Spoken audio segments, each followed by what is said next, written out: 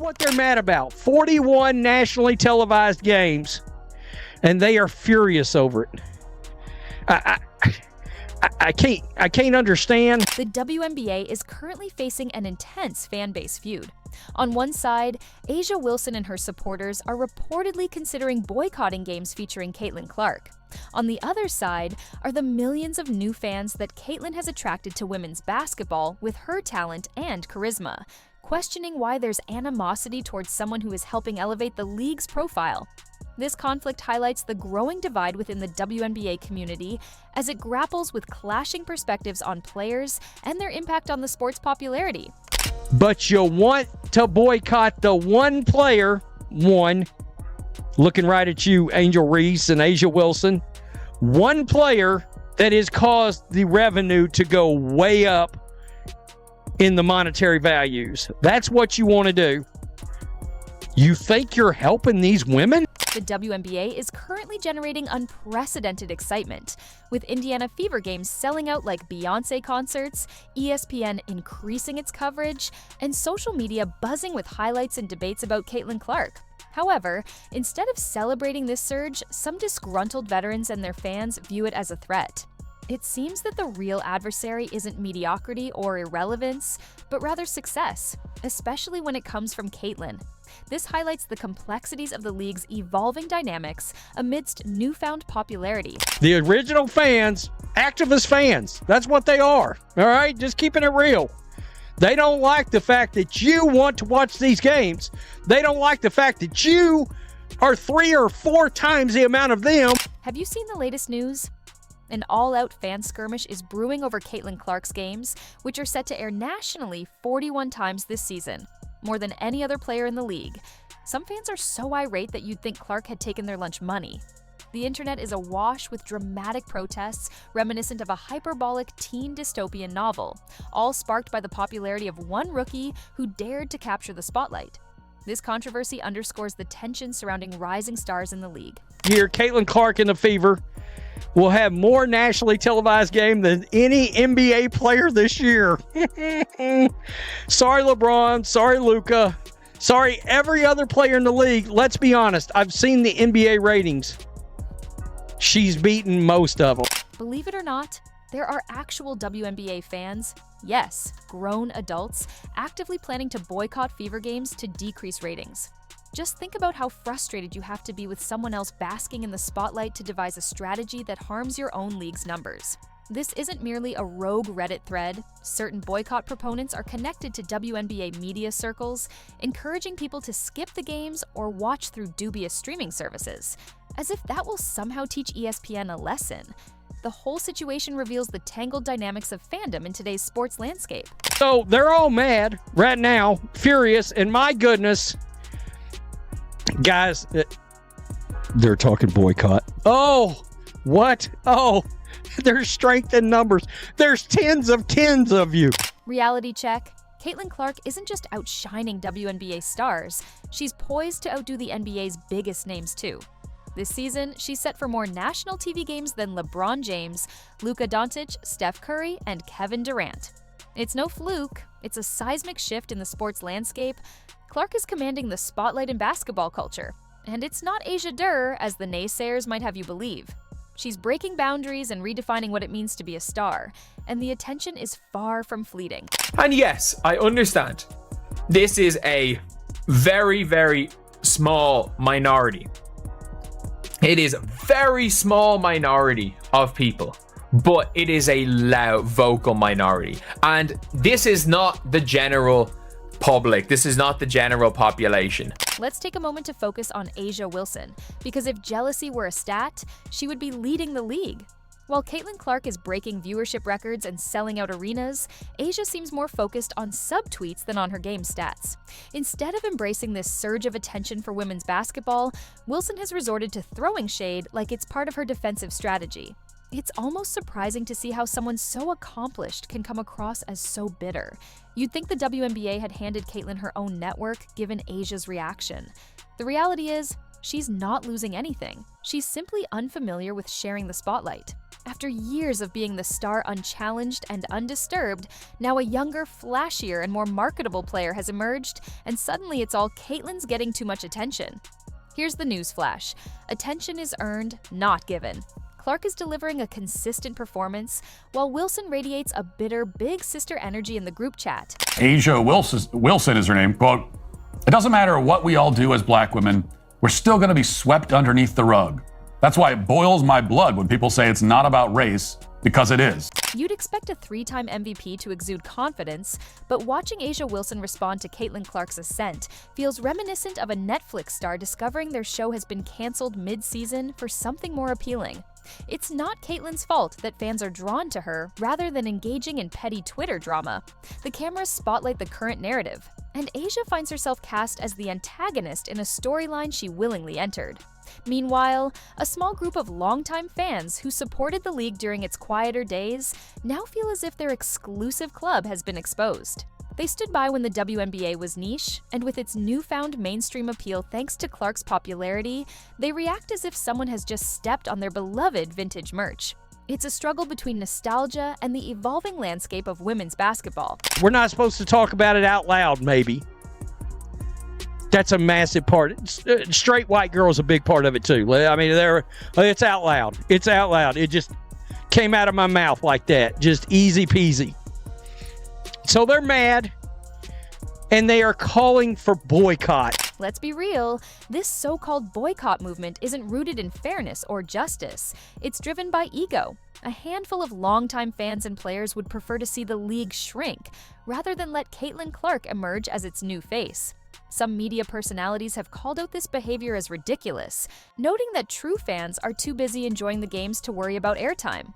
What we're witnessing is classic gatekeeping. Those original fans who believe they own the league's identity are now panicking as fresh talent reshapes the narrative. This phenomenon isn't unique to basketball. It mirrors what happens in all fandoms, from hip-hop enthusiasts lamenting TikTok rappers to comic book diehards fuming over blockbuster adaptations. It's all driven by the same insecure energy. It's just mad. And what they have now trying to do is they are trying to boycott Indiana Fever games. I'm not joking when I say this. They are literally saying, boycott Indiana. We need to all boycott the Indiana Fever games so they don't get more national TV games. We don't get more national TV games next year. Meanwhile, the rationale behind this boycott falls apart upon closer examination. If supporters genuinely care about the players and the league's well-being, deliberately tanking viewership is one of the most misguided actions they could take. Caitlin Clark is not the sole beneficiary. Her achievements elevate the league's profile, which translates to increased revenue for everyone involved. This petty form of protest could backfire significantly, ultimately hurting the very players that the boycotters claim to support. Let's break down the figures. Before Caitlin's emergence, WNBA games averaged about 200,000 viewers per game. Now, we've seen consistent viewership exceeding 1 million. That's not just incremental growth, it's a ratings explosion. Such a surge isn't just a hollow statistic, it brings in substantial revenue for the league. More viewers lead to better advertising deals, resulting in higher paychecks for players. But sure, let's boycott that, because that makes sense, right?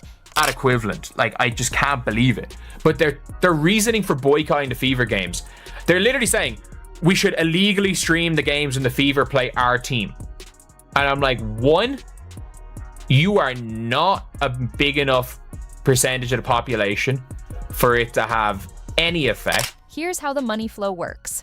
Player salaries are closely tied to media rights deals. These lucrative contracts with networks like ABC, ESPN, and CBS are dependent on viewership.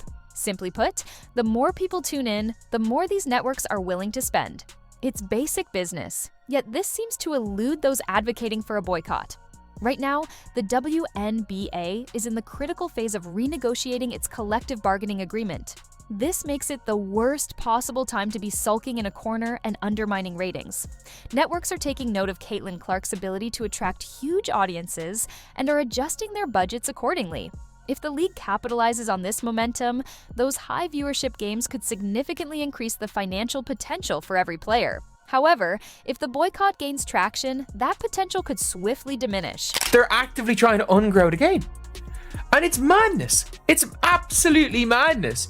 Like, they're threatening to boycott the Fever Games. All 257 of them threatening to boycott Fever Games like it makes any difference.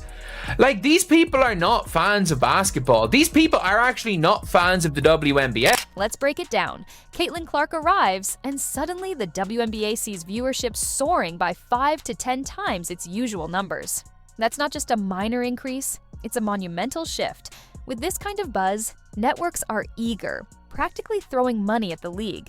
This is the level of attention the WNBA has sought for decades. And now, when it finally materializes, some individuals advocate for a boycott.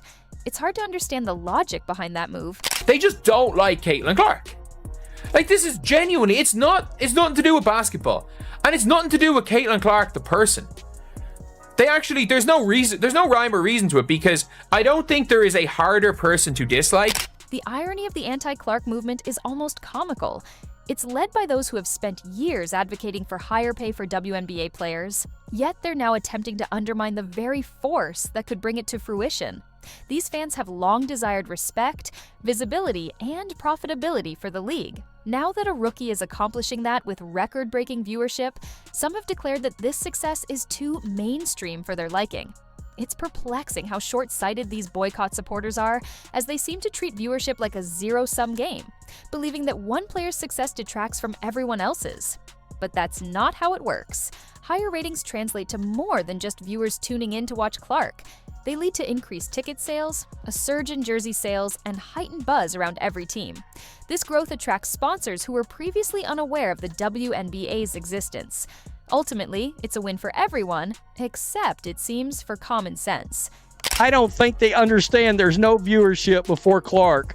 So if they boycott, would it really move the needle? And no, Caitlin Clark isn't hoarding money like a villain in a heist film.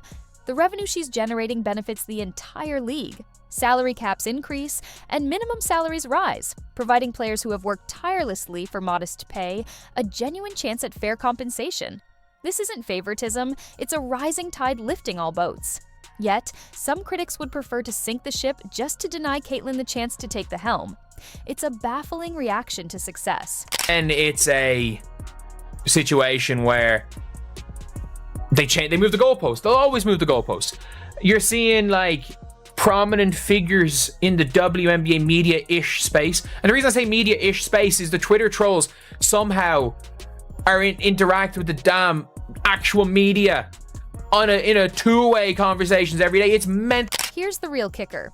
In what other sport do fans actively band together to overlook their most popular star? Can you picture NFL fans boycotting Patrick Mahomes' games out of spite? Or NBA fans refusing to watch Steph Curry because he's too marketable? It's absurd.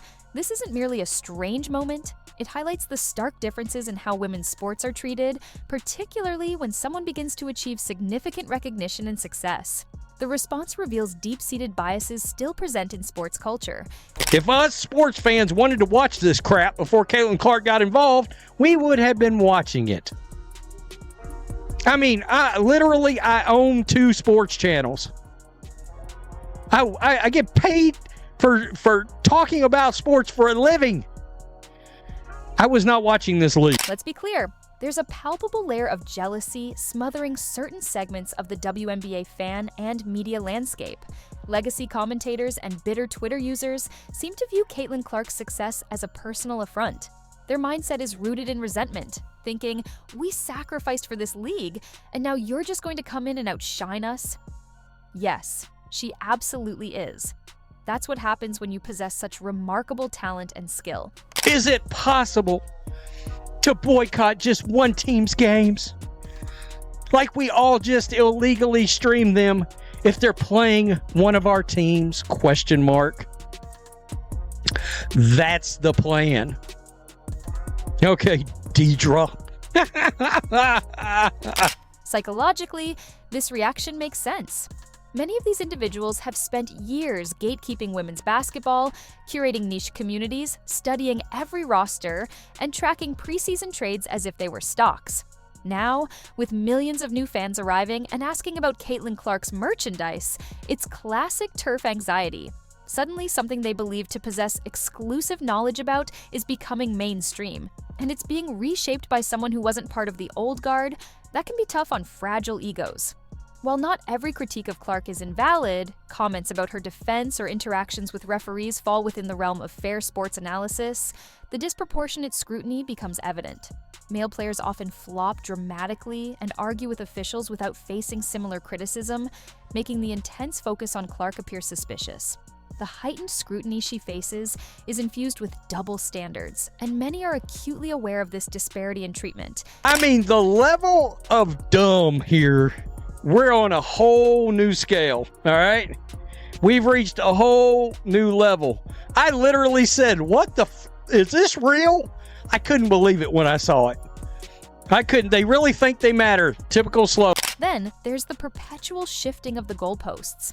Initially, the claim was that she wouldn't handle the rigors of college basketball. She proved them wrong. Next, it was said she wouldn't thrive in the pros. Spoiler alert, not only is she surviving, but she's also flourishing. Now the narrative has shifted to accusations of being overhyped or stealing the spotlight. At this point, critics aren't seeking fairness, they're just grasping for new reasons to discredit her, since their previous arguments keep collapsing under the weight of her success.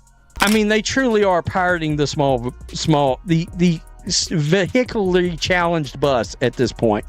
All right, that's what's happening. These people are just dumb. I can't even deal. What's truly amusing is how these so-called real fans claim to care about the league's integrity while simultaneously undermining its ratings. They push anti-viewership agendas as if they're warriors for a noble cause. Yet in reality, they're sabotaging their own interests. They even have the audacity to label Caitlin Clark's fans as fake for showing up and supporting her. Imagine being so averse to success that you'd prefer to diminish the league rather than share in the excitement. This situation isn't merely about jealousy, it's a philosophical turf war. On one side are the gatekeepers of the old WNBA flame, those who preferred the league when it was under the radar and gritty.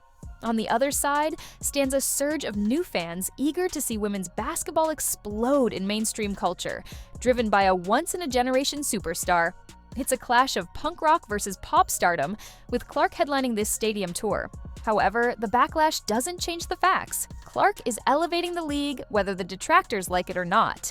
Attendance is rising, merchandise is flying off the shelves, and teams are experiencing sold-out crowds. Not merely due to viral highlights, but because Clark has ignited genuine interest. She's not just boosting her own profile, she's a rising tide lifting every team in the league. No matter what social media wants you to believe, most people are sound. Most people you meet are good people. It's just the minority of idiots are a very loud minority of idiots. Now is not the time for tribalism. It's a moment for celebration.